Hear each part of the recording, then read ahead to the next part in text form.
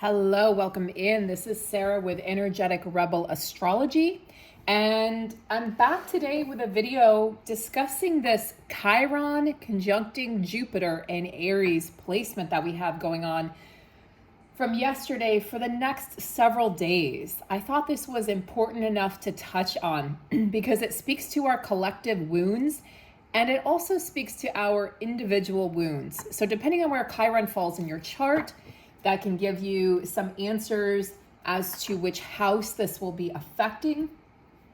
For instance, if this conjunction were to fall in your 10th house, if Aries is your 10th house, then you might be experiencing some wounds when it comes to your place in the world, your career, your ambitions, your goals, maybe feeling like you're not enough in those aspects or that regard. And if it was in your first house of identity, of self-examination, then it could be affecting the way you see yourself. You could be experiencing a plethora of symptoms, which could range from feeling like you're false or feeling like you're wearing a mask in your life or around certain people, or that you just can't really find your true identity. So there's lots of ways that this could be playing out. If you'd like a personal reading and you'd like me to dive into how this is affecting you and how this is going to affect you for the weeks to come, because any of these transits are most potent at the time, obviously, of the transit, but Chiron is an energy that sort of runs over, if you will. So this is an energy that will stick with us for some time to come.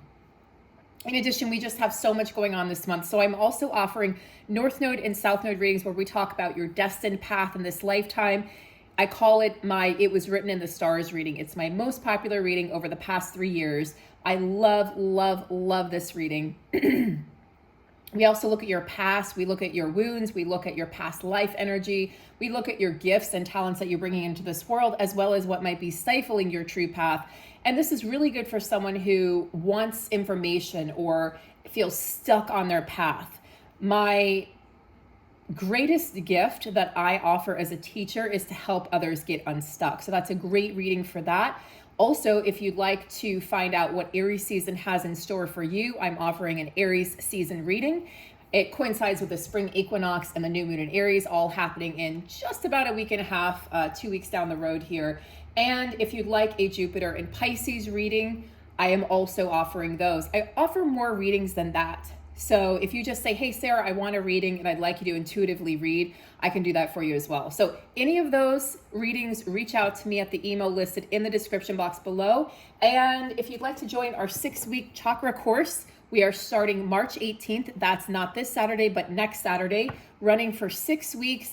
All the information is on a community post that I posted a few hours back here. But if you want more information, you want to find out the cost, you want to find out how to register, how to sign up or reserve your spot, and just more information in general, it's a foundational course, but it's comprehensive as well. So it will illuminate the 7 chakras. We're going to look into your energy centers, and we're going to dive deep into the meaning of each one and how to balance them. So it's going to be practical advice, things that you can employ in your daily life. We're super excited about this course. Would love to have you join us, but we're here to answer any questions that you have in the meantime. And we hope to see you in the course. Okay, guys, so let's go ahead and dive in. Okay, they actually want me to start with this deck here. So we're going to start with the, excuse me, I had to get a drink, the Sacred Forest deck.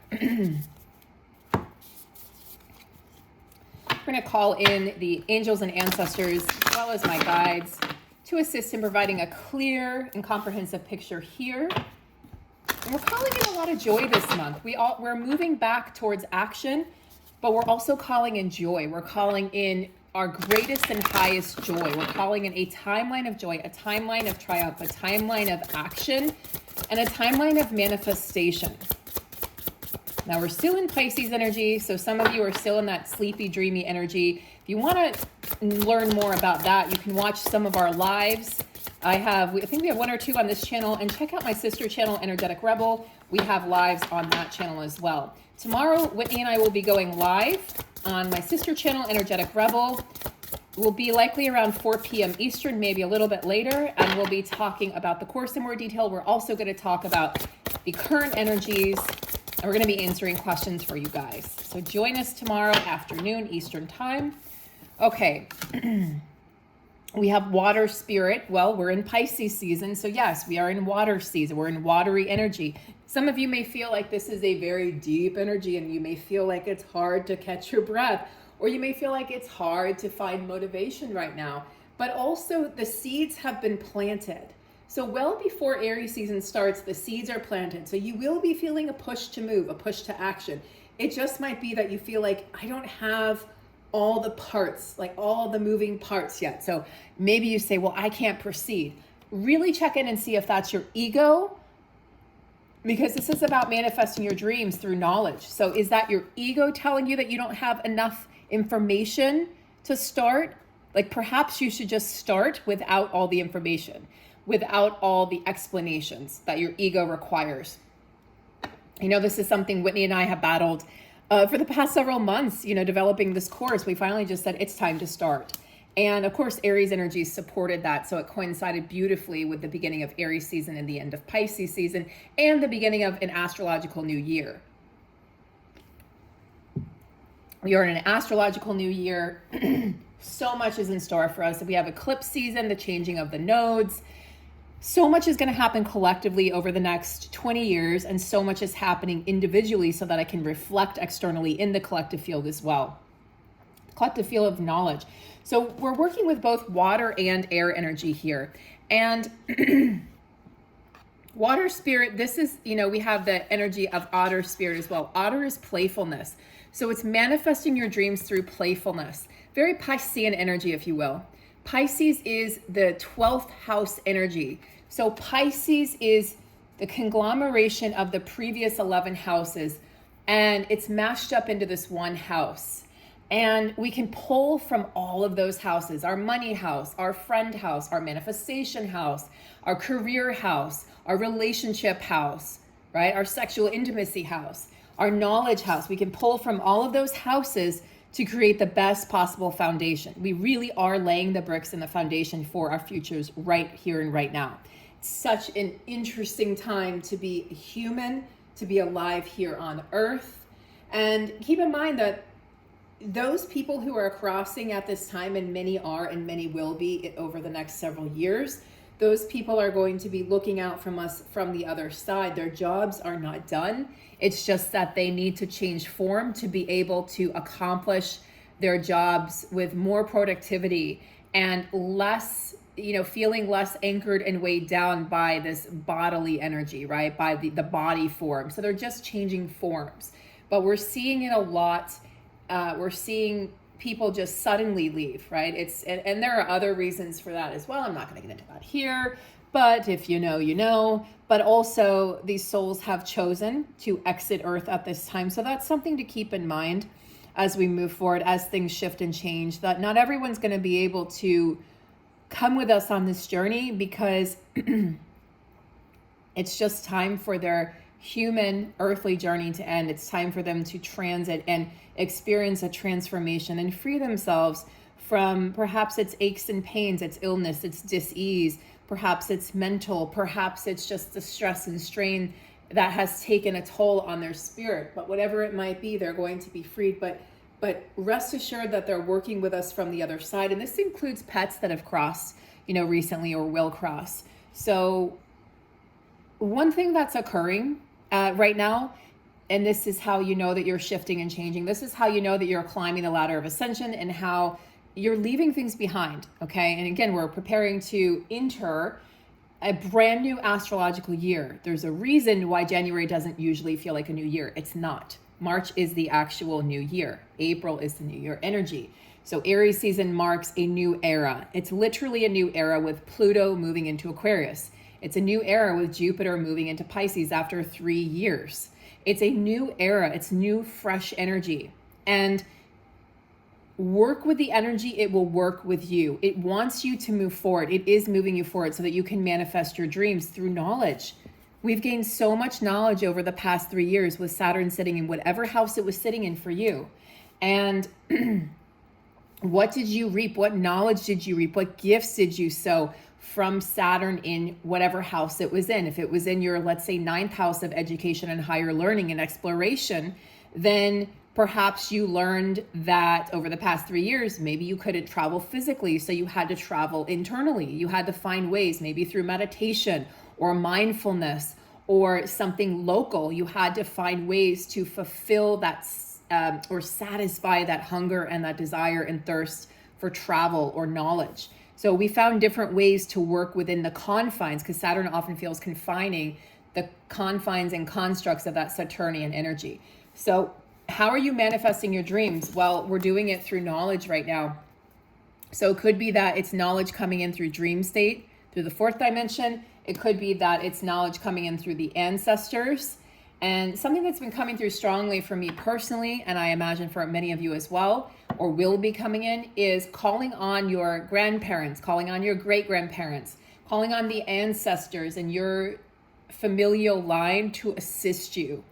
And to assist you with ascension, but also just assist you with everyday things. Like I'm trying to, water these plants and I'm having trouble, and I'm a first-time plant mom, and my mom says, oh, your dad's mom, your grandmother, she had such a green thumb. And I said, well, I'm being told to call on her and ask her for assistance and ask her for guidance to help me develop a relationship with my plants so that they grow and prosper and that they're nurtured. So things like that, the veil is very thin in Pisces season. So as the veil is thinning, we are definitely exiting the old ways to travel into the new. So let's see. Tell me about this Jupiter-Chiron conjunction in Aries energy, please.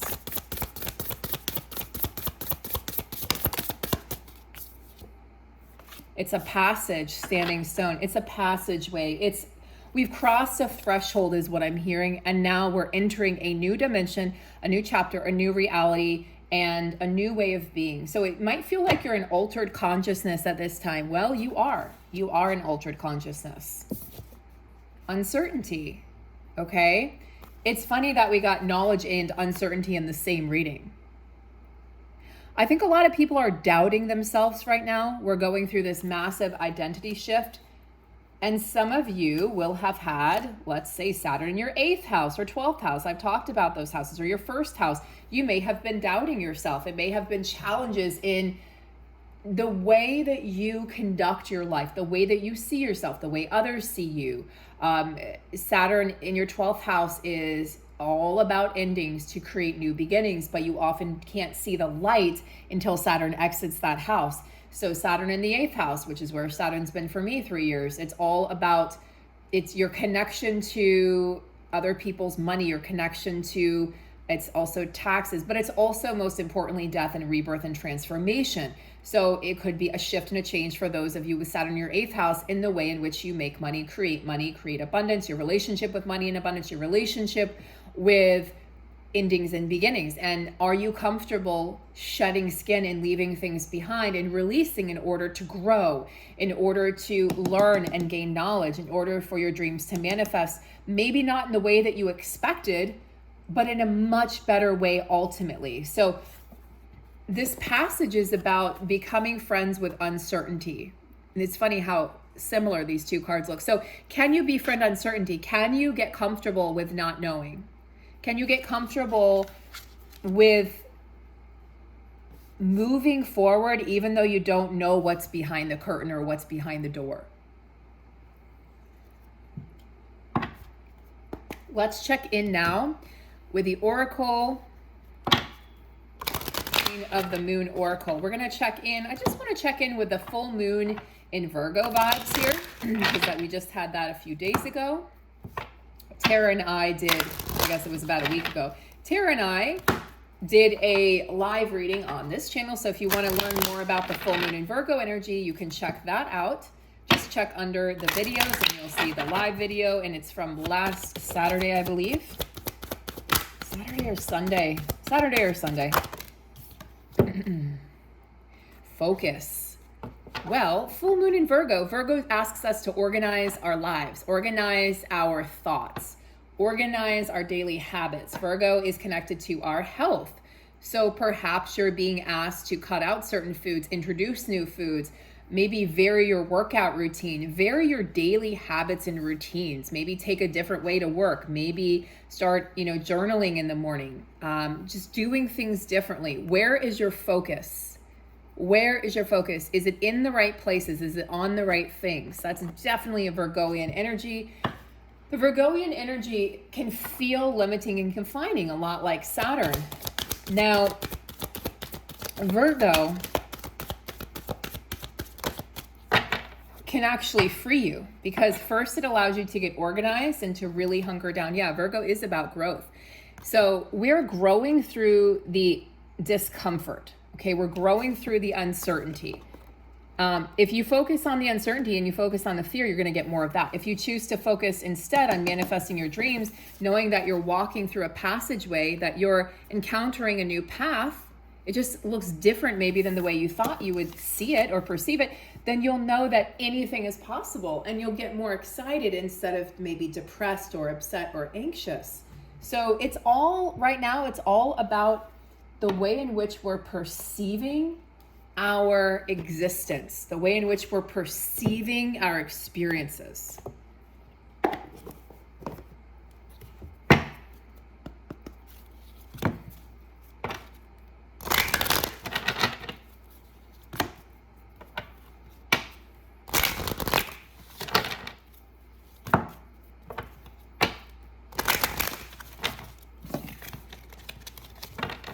So now we're going to check in with who's guiding us through this energy of Jupiter meeting Chiron and Aries.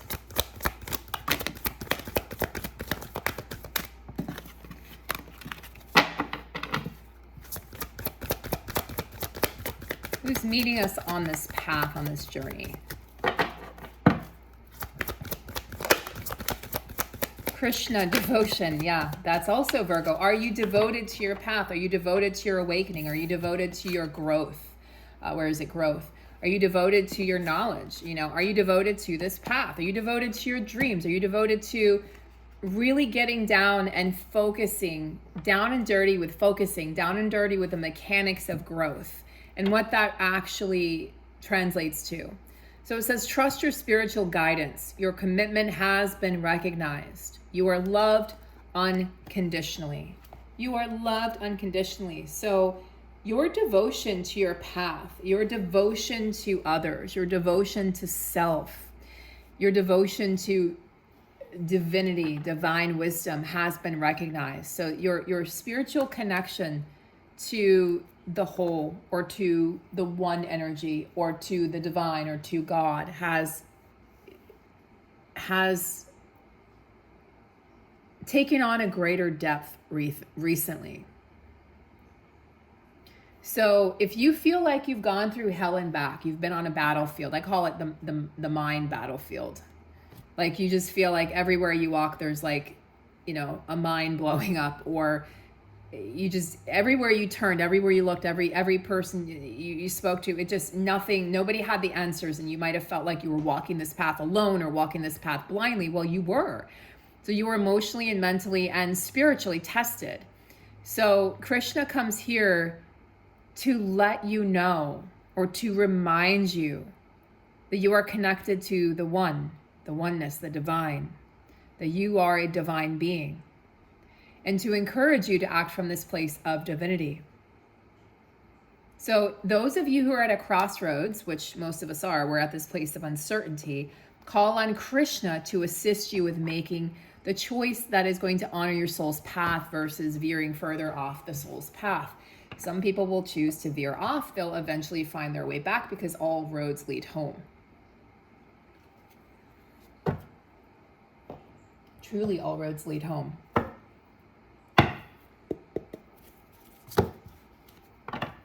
And all roads lead us back to ourselves. Sometimes it's a longer road. Sometimes it's a road that deviates quite a bit from the path. Sometimes it's a road that we never expected. Oftentimes it's a road that we never expected, with people that we never expected.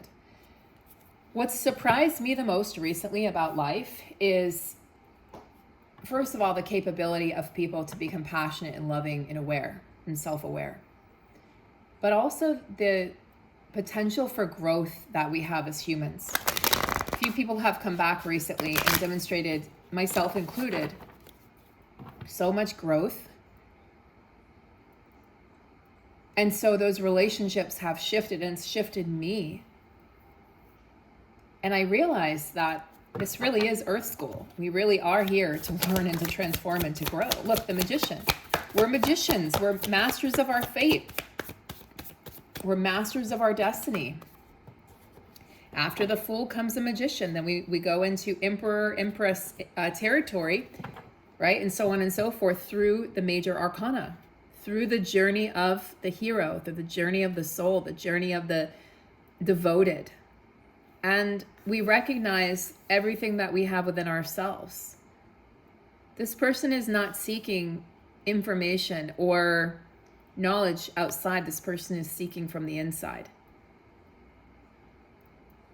Look at all the gifts that I have. Look at my ability to quite literally alter reality right before my very own eyes. The magician is an energy that to me often feels untouchable. It often feels very magical, and it feels like it's not something you can demonstrate. It's just something that is sort of like the energy of love. You know, it's about the energy of creation. It's about the potential within self. You are magical. You're a magical being. And everything that you need, everything that you desire exists within you. You're a creator. You're a light worker. You're an activator. So focus your energy, focus your desires, your willpower, your actions towards that which you desire, and thou shall manifest, because it has no other option but to manifest. Speak what you want into existence. So powerful, such a powerful time to manifest right now. Such a powerful time to exist right now.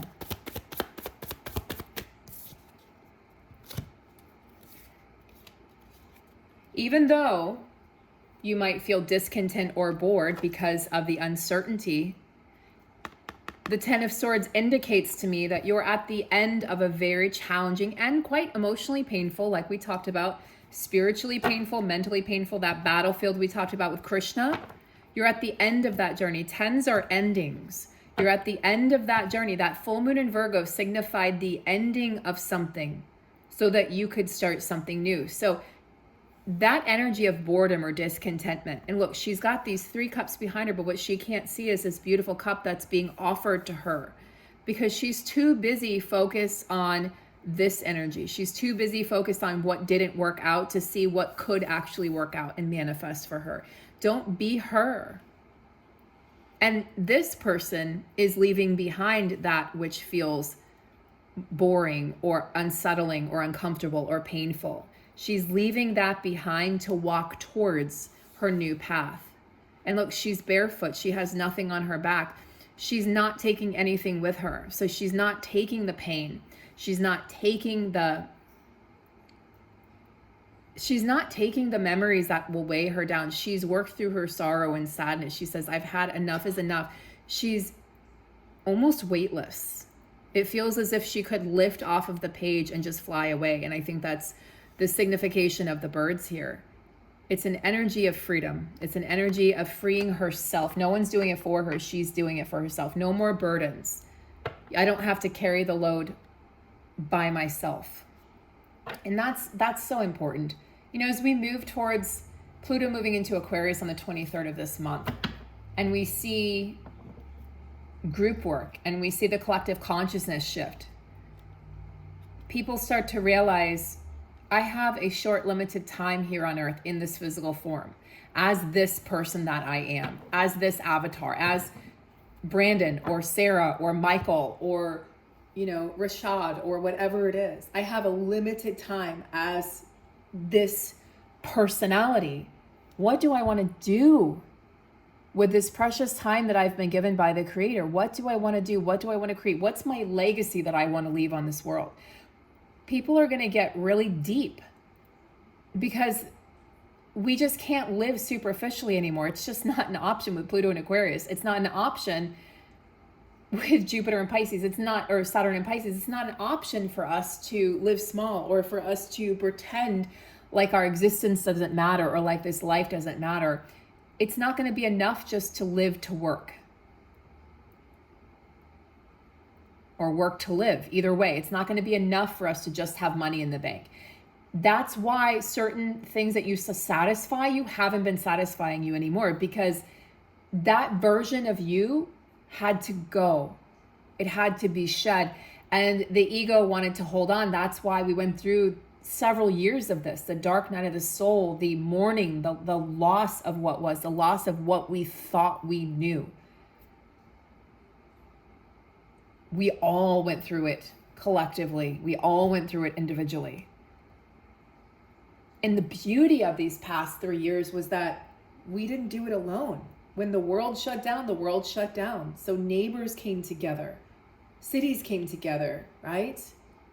Localities, municipalities came together, states came together, countries came together.